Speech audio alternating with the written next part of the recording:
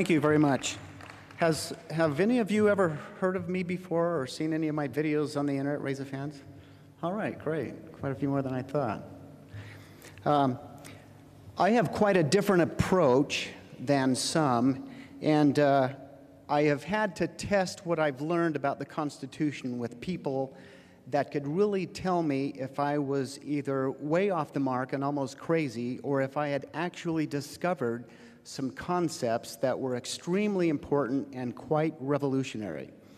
So after visiting with quite a few people on the campaign trail, the 2012 campaign trail when I ran for U.S. Senate against, Senator Hatch, and after sharing some of my concepts with the National Center for Constitutional Studies, which has printed 12 million Constitution booklets, I have concluded, and I'm going to continue believing, that these concepts are unique and that they're important, and it proves that virtually no one has read the Constitution correctly.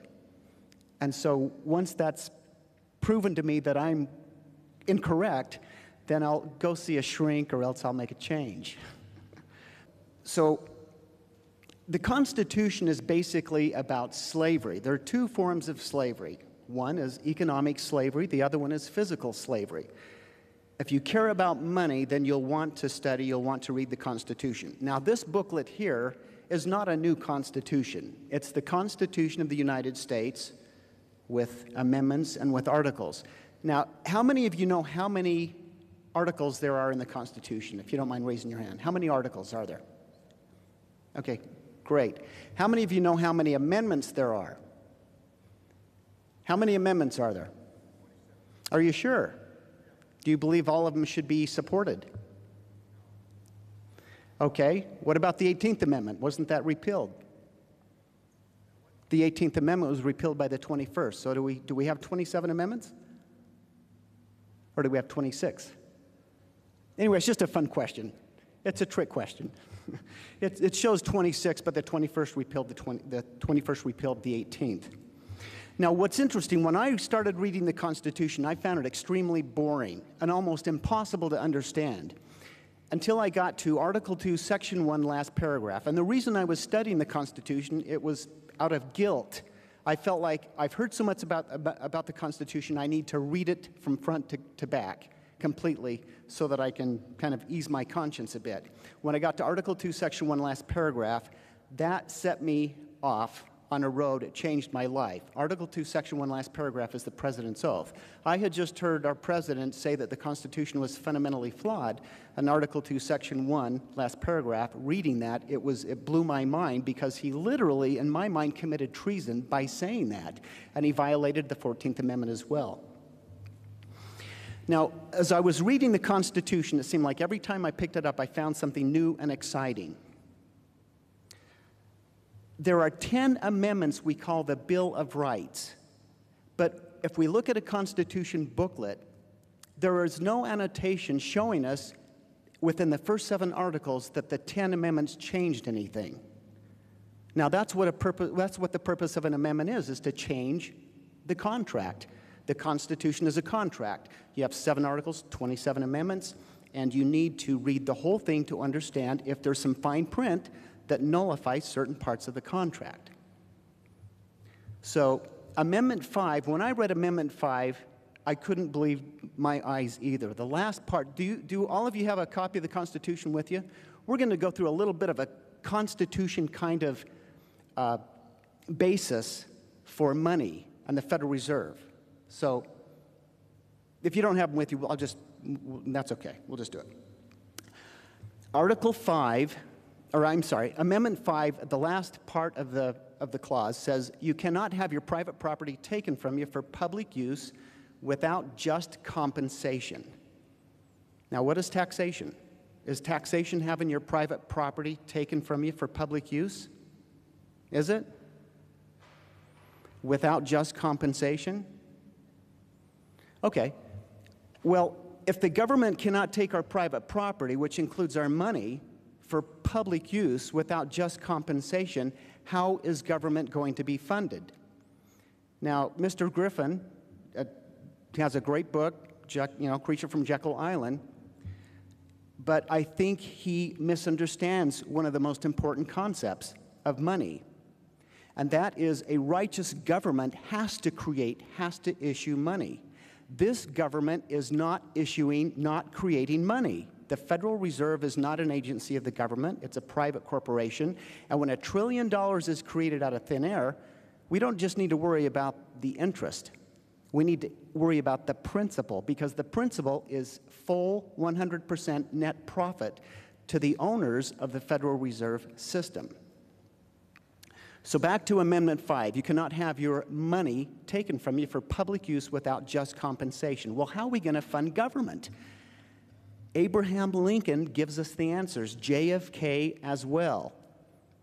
During the Civil War, President Lincoln and the Congress ran out of money. Money they had borrowed from banks. At that time, banks were creating money. They were creating money and loaning it to the government and to companies and to individuals. Because they were out of money, they couldn't pay the soldiers. And if they don't pay the soldiers go home, or they couldn't continue. So what did he do? He talked to his advisor, Colonel Dick Taylor, and said, we have a problem here. I'm not going to pay 37% interest from a private institution, a private bank, for money that we should have to protect us from the South. And the South had teamed up with the central bankers, the same people we were fighting in the Revolutionary War. It was like the Revolutionary War all over again. So Colonel Dick Taylor says we need to do what some of the colonies did successfully. We need to meet with Congress, and we need to exercise the enumerated power in Article 1, Section 8 of the Constitution to create money. And that's what they did. 450 million United States dollars, greenbacks. That money creation eliminated having to pay it back, eliminated the need to tax anyone for it, and it started, not only ended the Civil War, helped end the Civil War by paying the soldiers, but it enabled the Industrial Revolution to start. Well, that was stopped pretty shortly after the $450 million. Cleon Skousen said, what would today be like in this country if that money-issuing experiment from Abraham Lincoln had been able to continue? Never has that happened again except with President John F. Kennedy. He issued the same money. It was backed by silver, but it was basically the same money, $4.5 billion with an executive order, and then he was assassinated. About 2 weeks ago, I was in Washington, D.C. Senator Mike Lee's office has consented. They've assigned a staffer to help me put a campaign together to raise awareness.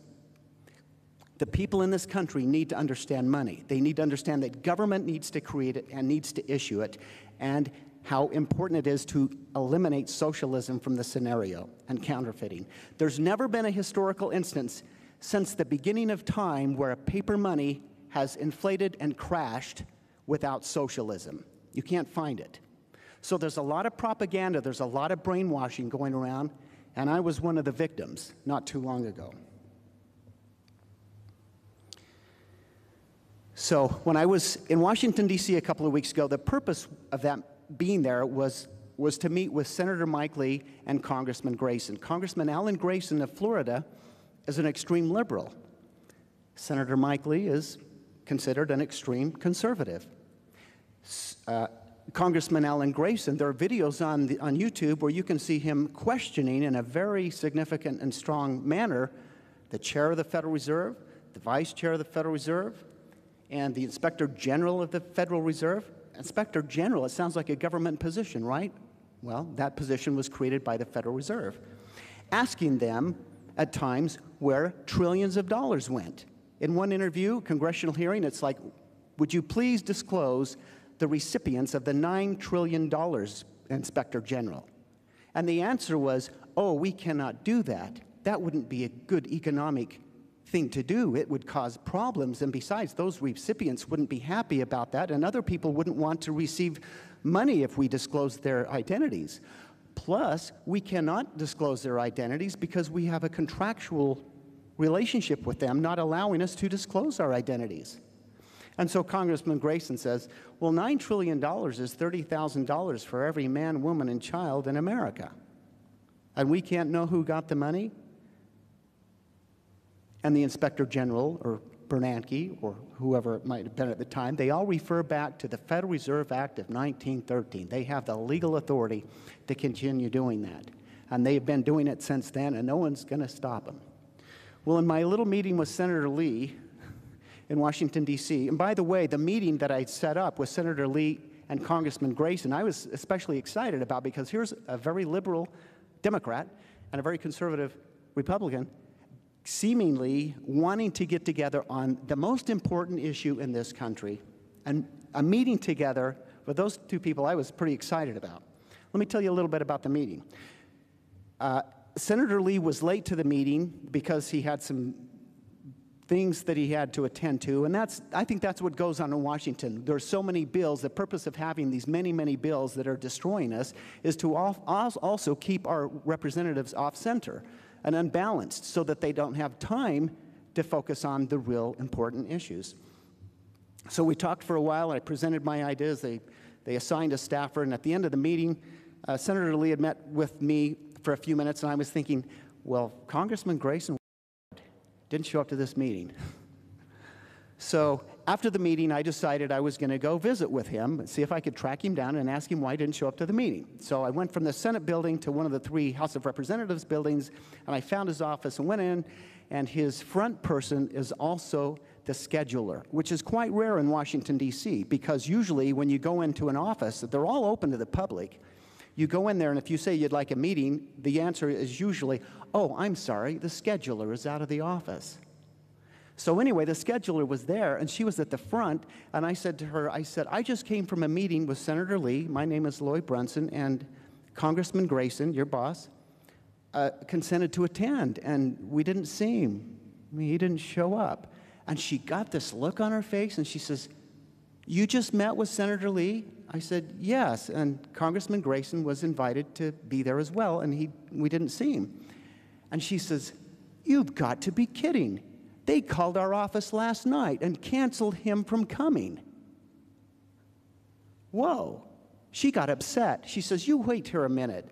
So she got up and she went into another room for a minute and then came back and said, follow me. We went into a room, and there was Congressman Grayson, stood up, came over, grabbed my hand, and said, we're getting together today. I can't meet with you right now, but we're getting together today. And I thought, how classy is that? He didn't just have his secretary say, well, we'll set up another appointment. He actually wanted to shake my hand, look me in the eyes, and say, we're getting together today. It might have something to do with a clip I showed of him to 4,000 Republicans at the state nominating convention in 2012. He was pretty happy to hear that when I shared that with him prior to the meeting. So a little later that day, I hung around the offices there. At 1 o'clock, I met with him for a half hour, and what a revelation. The solution, the intellectual solution, the actual mechanics of the solution of this problem is so simple that it's extremely difficult to believe. I'm working with some marketers that want to market my book, and another team of marketers are interested as well. And I talked about the concepts, and their concern was it's going to sound too simple, too fantastic. People will not accept it. When I was in Congressman Grayson's office, I said, the Department of Engraving and Printing creates paper money. The U.S. Mint creates coins. The Federal Reserve creates digital money. And I said, when a $100 bill is created by the Department of Engraving and Printing, a U.S. agency, a U.S. government agency, whose profit is the $99.93? Whose profit is it? How many of you know in this room whose profit it is? Raise your hand.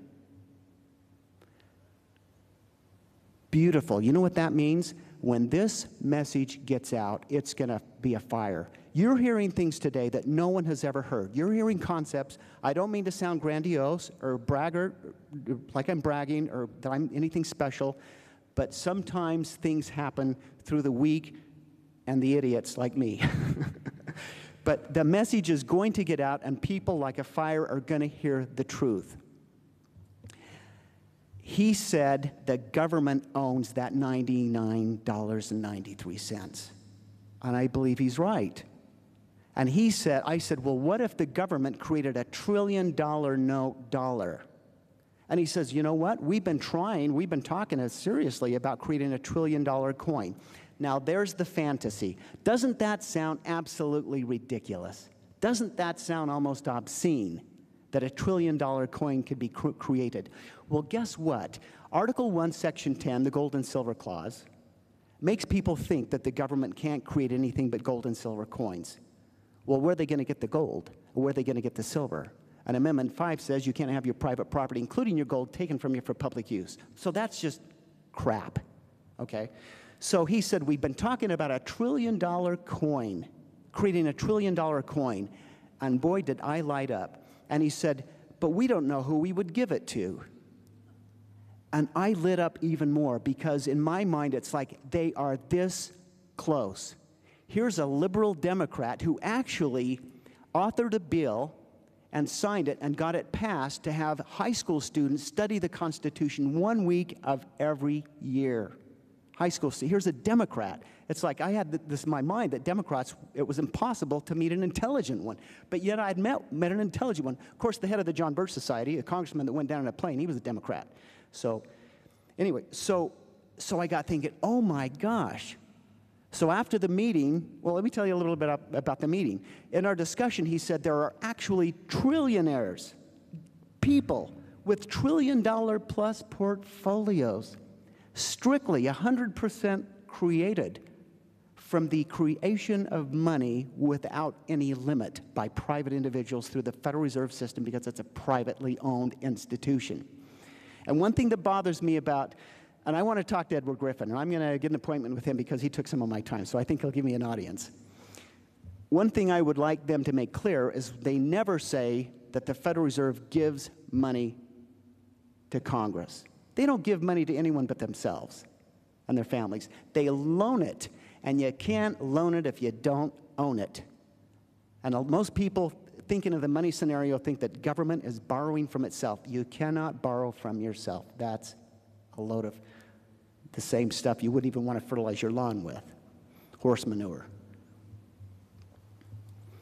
So a few days ago, I came up with this little idea, and I said, for an intellectual discussion, why not create a $100 trillion coin? And then what you do with that coin is you could hand it to the IRS, or you could hand it to the Treasury, and you could deposit it in the congressional spending accounts, since they are constitutionally the ones that are responsible for the purse and for spending.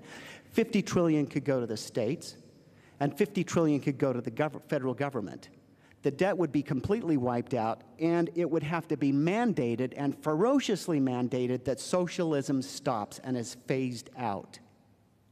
There's a little problem, though, because the Federal Reserve is already aware of this concept, and they have already combated this concept by saying, we won't accept United States note currency. We won't accept U.S. currency.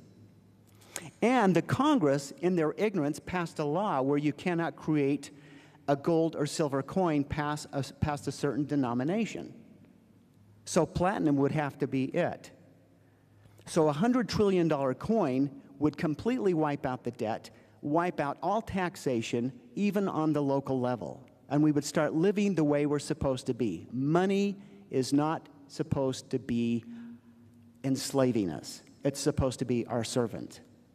And then we can look at the Constitution and see that it's backed up. Not only Amendment 5 that amends the tax clauses and the borrowing clause and the gold and silver clause, but look at Amendment 13. Involuntary servitude is against the law in every state. And what is taxation? Involuntary servitude, completely unnecessary. There is one purpose for taxation, and that's destruction and enslavement. So I have an opportunity. I'm just finishing up a new book, and there's a marketing company excited about marketing it. It'll be the Constitution booklet with the Declaration of Independence and thoughts from our founders, an explanation of money, and the title of it, they want it to be The Devil in the Constitution and How to Kick Him Out. Now, I have found that the Constitution is the most miraculous thing, the most divine document, in addition to the scriptures, that I've ever laid my eyes on. And part of the reasoning that I have in my mind for that belief is that there are evil clauses in the articles that tax clauses are evil, the borrowing clause is evil, and the gold and silver clause would destroy us as well. And so when I met with the owners of the National Center for Constitutional Studies, the 12 million booklets so far, Zeldin Nelson, I explained these concepts to him to see how he felt, and he looked at me and he said, let me see if I understand you correctly. Amendments 5, 9, and 13 change, unlock the Constitution, but change the gold and silver clause, the tax clauses, and the borrowing clause. And I said, that is correct. And he says, that is a very important message. That should go to every home in America, and we want to publish that ourselves. So I was pretty excited. Now, in 2012, when I ran for U.S. Senate, my camera crew, who is back here, videotaped it. We had 2 minutes of a presentation on the Federal Reserve and 4 minutes of me speaking. And we sent the link to the video to Elder L. Tom Perry. I had previously called him on the phone, and because I was a candidate for U.S. Senate, he took my call. He probably wasn't supposed to because I was a candidate, but, well, he has to vote, right? And we talked a little bit, and we exchanged some conversation a little bit, and we sent him the link to the video from the state nominating convention. I was on my way home from UVU here one morning from meeting with the president here about the Constitution program they have here. My phone rang in my car, and I said, hello? And he said, hello, Brother Brunson, this is Elder Perry. And I said, who? And it flashed through my mind, I don't know any missionaries by the name of Elder Perry. And I said, who? He says, Elder Perry, Brother Brunson. I says, well, I'm sorry, I'm in my car, I can't hear very well. He says, well, don't drive off the road. Some of the best advice I've ever been given. But then he said, I've just come from the temple, and I've seen your video, and it was wonderful, and we're getting together. And so that video is on YouTube. It's Lloyd Brunson. You can look for it. It's the 2012 nominating convention video. It has the GOP symbol behind me. But in that, I talked about one of the concepts that I have discovered that no one else has ever published or talked about. And that is Amendment 9 to me was the voice of God, the finger of the Lord, the divine intervention that demands the Constitution only be interpreted in ways that protect our God-given and thus unalienable rights. Now, rights cannot be taken. They can only be violated. They cannot be taken. They can only be violated. No force under heaven can take those rights from you. I had a chance to visit with a sister from China, and after explaining that to her, she says, you have no idea how much of a burden that is lifted off of my shoulders now, knowing that my thoughts of freedom and liberty are not wrong and evil and against the law. So, cool stuff. How am I doing on time? Where's Wayne? 5 minutes? Okay, great. Do any of you have any questions? Non-critical questions at all? Sure.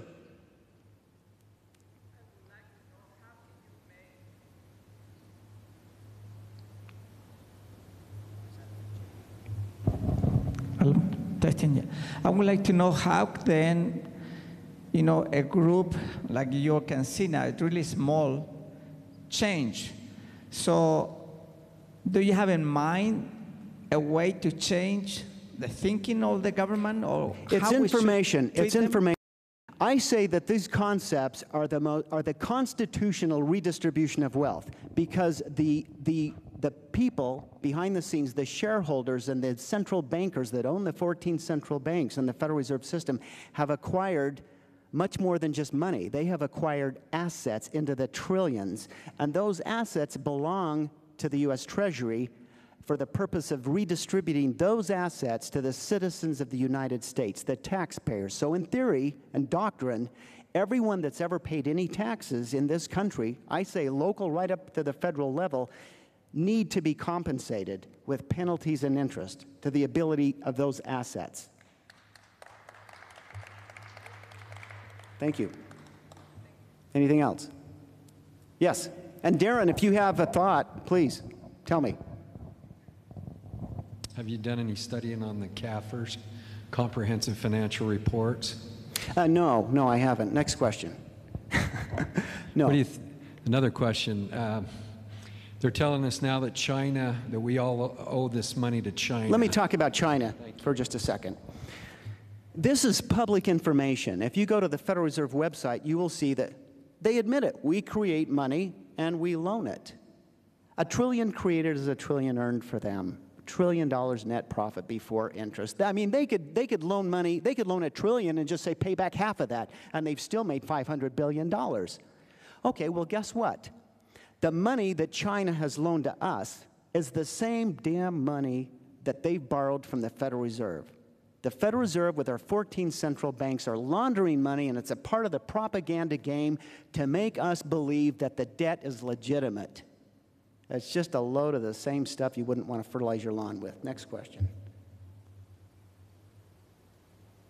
I guess I'm through. Hey, Wayne, thank you for inviting me. You've been a great audience. And go back to the table. You can get these booklets are only like 1,000 left. So when this word gets out there like crazy, we're not going to reprint these. So these will be collector's items, and they will be really valuable because they'll be so rare. Thank you very much. You've been a great audience.